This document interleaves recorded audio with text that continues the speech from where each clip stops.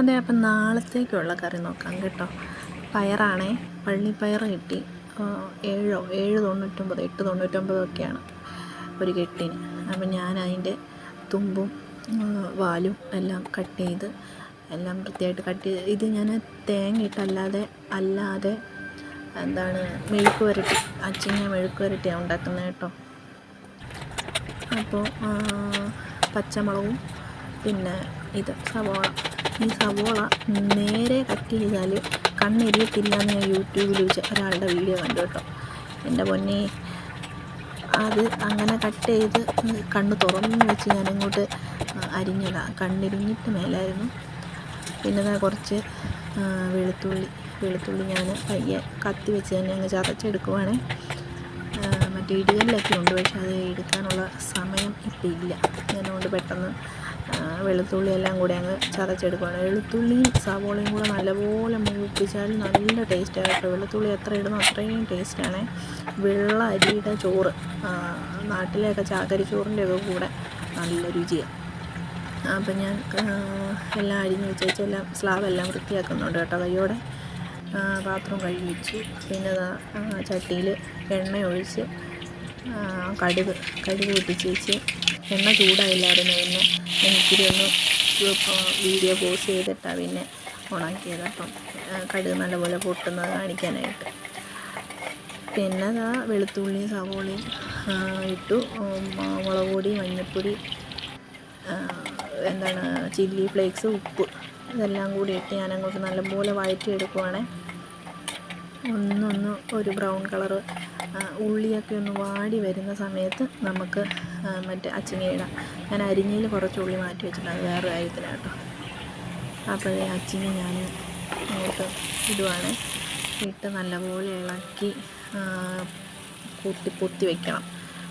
ഒരു ഇച്ചിരി വെള്ളം കൂടി തളിച്ച് വെച്ച് പൊത്തി വെച്ച് നമുക്ക് വേവിച്ചെടുക്കണം. ലോ ഫ്ലെയിമിലിട്ടിട്ട് നല്ല രുചിയാണ് കേട്ടോ. വഴന്ന് വരുമ്പോഴേക്കും തന്നെ അതിൻ്റെ സ്മെല്ലടിക്കുമ്പോൾ തന്നെ എൻ്റെ വായിൽ കപ്പലോടും. എനിക്ക് ഏറ്റവും ഇഷ്ടപ്പെട്ട ഫുഡ് മീൻസ് കറികളിൽ ഈ അച്ചിങ്ങ മെഴുക്ക് പുരട്ടി ഒക്കെയാണ് എനിക്കിഷ്ടം. പിന്നെ പാവയ്ക്കത്തിയലൊക്കെ.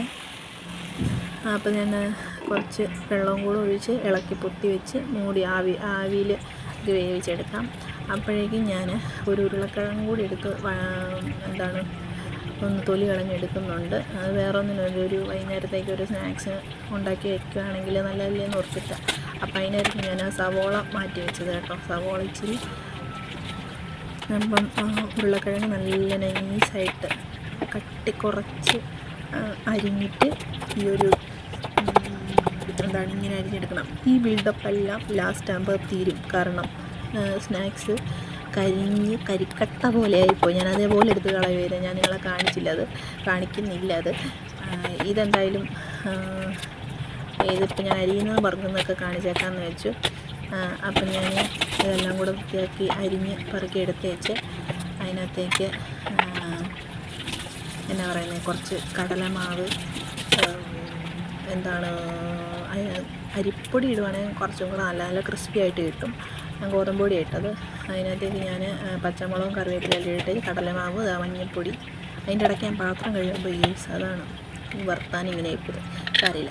അപ്പോൾ ഇച്ചിരി ഗോതമ്പ് പൊടിയും കൂടി ഇട്ട് നല്ലപോലെ ആദ്യമേ ഞാനൊന്ന് സ്പൂൺ വെച്ച് മിക്സ് ആക്കുകയാണ് ചെയ്യുന്നത്. ഈ പൊടി എല്ലാത്തിലും ഒന്ന് ഇതാക്കണമല്ലോ. പിന്നെ നിങ്ങൾക്ക് ആവശ്യത്തിന് ഉപ്പിടണം കേട്ടോ. അപ്പോൾ പിന്നെ ഞാൻ ഇതിടയ്ക്ക് കടിക്കാനായിട്ട് പെരിഞ്ചീരകമൊക്കെ ഇട്ടതായിരുന്നു. പിന്നെ മനസ്സിലായായിരുന്നല്ലോ, ഫ്ലോപ്പായിപ്പോയി. സാരമില്ല, പെരിഞ്ചീരകം ഇട്ടാൽ നല്ലൊരു ടേസ്റ്റാണ്. അപ്പം ആദ്യം ഒന്ന് മിക്സ് ചെയ്ത് വെച്ച് പിന്നെ വെള്ളം ഒഴിച്ച് നല്ലപോലെ സ്പൂൺ വെച്ച് തന്നെ മിക്സ് ചെയ്ത് എണ്ണ വെച്ച് സ്പൂൺ മാറ്റി നമുക്ക് കൈ വെച്ചിട്ട് നല്ലപോലെ ഞെരടി അങ്ങോട്ട് കുഴച്ചെടുക്കണം. എന്നുവെച്ച് നമുക്ക് ഇച്ചിരി നേരം റെസ്റ്റ് ചെയ്യാൻ വെക്കുമോ എങ്ങനെയായാലും കുഴപ്പമില്ല. ഞാൻ ഇച്ചിരി നേരം വെച്ചായിരുന്നു. അപ്പോൾ അപ്പോഴേക്കും നമ്മുടെ പയർ അച്ചിങ്ങ റെഡിയായി വന്നുണ്ട്. ഞാനതൊന്നും കൂടി ഒന്ന് മൂടി വെച്ച് ഒന്നും കൂടെ ആവി കയറിക്കോട്ടെ എന്ന് വെച്ചു. അപ്പോൾ അത് എണ്ണ ചൂടാക്കി ഞാനത് ചെറിയ ബോൾ ഈ ഉരുളക്കിഴങ്ങായതുകൊണ്ടങ്ങ് കറക്റ്റ് ഷേപ്പൊന്നും കിട്ടുന്നില്ല. ഞാനങ്ങ് തൽക്കാലത്തേക്ക് ഷേപ്പൊക്കെ ആക്കി അങ്ങ് റെഡിയാക്കി എഴുതുന്നുണ്ട്. ഇവിടം വരെ ഓക്കെയാണ്, എല്ലാം പക്കയാണ്. അത് കഴിഞ്ഞിട്ട് ഞാൻ വേറെ കുറച്ച് പരിപാടിക്ക് പോയി അതിൻ്റെ ഇടയ്ക്ക്. അപ്പോൾ മൊത്തത്തിൽ കരിഞ്ഞു പോയി. ഇപ്പോൾ കണ്ടോ, ഞാൻ മറച്ചൊക്കെ ഇട്ടപ്പോൾ എന്താ നല്ല രസമായിരുന്നു കാണാനൊക്കെ. നല്ല ടൊമാറ്റോ സോസൊക്കെ ഒഴിച്ചിട്ട് അങ്ങ് കഴിക്കണമായിരുന്നു. പറഞ്ഞിട്ട് കാര്യമില്ല, കരിഞ്ഞു പോയി. അത് ഞാൻ കാണിക്കുന്നില്ല കേട്ടോ. അതിൻ്റെ പരിപാടി കഴിഞ്ഞ് പിന്നെ ഞാൻ വൈകുന്നേരത്തേക്ക് ഇച്ചിരി ബീഫ് ഇരിപ്പുണ്ട്, ബീഫിൻ്റെ കറി ഇരിപ്പുണ്ട്. അപ്പോൾ ഞാൻ അതിനകത്ത് പുട്ടുപൊടി എടുത്തിട്ട് കുറച്ച് ഇട്ടത് റാഗിപ്പൊടിയാണ്. റാഗിപ്പൊടി, ജീരകം, ഒരു നുള്ളു ഉപ്പ് എല്ലാം കൂടി ഇട്ട് ഞാൻ നല്ലപോലെ അത് വെള്ളം വെച്ച് കുഴച്ചെടുത്തിട്ട് വെള്ളം ഞാൻ ഊറ്റിയില്ല, ഞാനിങ്ങനെ തേങ്ങ ഇട്ട് റെഡിയാക്കി എടുക്കുക ചെയ്യുന്നത്.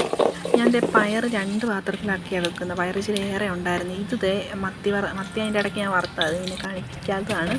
മത്തി വറുത്തത് ഇന്നത്തേക്ക് എടുക്കാനാണ്. മത്തി വറുത്തത് വച്ചിങ്ങി ഇന്നത്തേക്കല്ല, നാളെ ഉച്ചത്തേക്ക് ചോറ് കൊണ്ടുപോകാനായിട്ട്. മറ്റേത് ഞാൻ വേറെ പാത്രത്തിൽ ഇട്ട് അടച്ച് വേറെ വെച്ചു. അത് മറ്റന്നാളത്തേക്കോ അല്ലെങ്കിൽ രാത്രിയിലത്തേക്കോ എടുക്കാമല്ലോ.